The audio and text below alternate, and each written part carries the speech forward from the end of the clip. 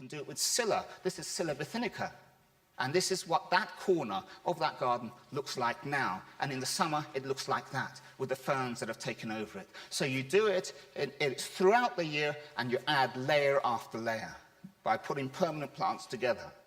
But you also want to play around with temporary plants, with bedding plants. And by bedding plants, I don't mean short, dumpy little marigolds. You want to have plants like this that are natural, that fit in. This is Campanula patula here, and we could easily thread it through a border like that to give it more impact. And here it is amongst agapanthus and crocosmias. So May, June into July, the Campanulas flowering.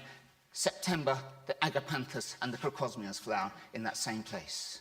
So just fitting those different layers in is very important. So it's understanding your plants, and every single gardener on the place must understand their plants, so that your border goes from this to that,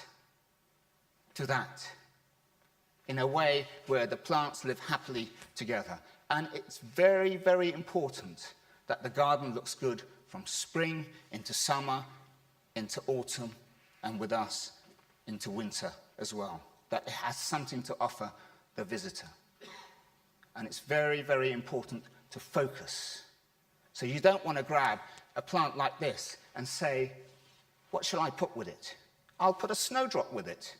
You mustn't think of it that way. You must think, well, with this Gnifophia, I must put a Helianthus with it to show it off, an Artemisia in front of it, a Eupatorium, a Rudbeckia herbstoner, Helianthus capnox star, Cotoneaster, and form the picture first, and then think, I'll add a layer of snowdrops, I'll add a layer of Myosotis, I'll allow Mecanopsis cambrica to seed into there, I'll allow Verbena bonariensis to seed into there, maybe a climber over the top of that, maybe a pocket for bedding, and stretch the seasons in a very, very natural way.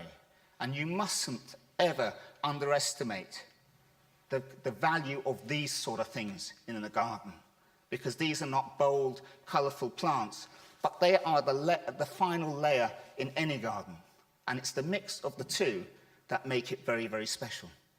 And after all, we are talking about places that are colourful, are exciting, that change, but we are talking about places that have spirit and atmosphere. And you mustn't forget that.